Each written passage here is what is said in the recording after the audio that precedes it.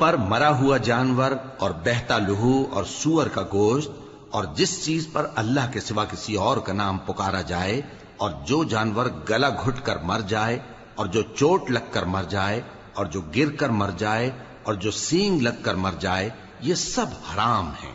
اور وہ جانور بھی جس کو درندے پھاڑ کھائیں مگر جس کو تم مرنے سے پہلے ذبح کر لو، اور وہ جانور بھی جو غیر اللہ کے آستانے پر ذبح کیا جائے، اور یہ بھی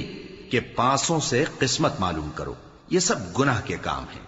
آج کافر تمہارے دین سے نا امید ہو گئے ہیں تو ان سے مت ڈرو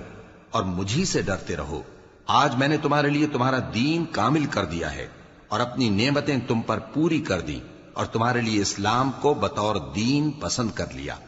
ہاں، جو شخص بھوک میں ناچار ہو جائے بشرطے کہ گناہ کی طرف مائل نہ ہو تو اللہ بخشنے والا ہے، بڑا مہربان ہے۔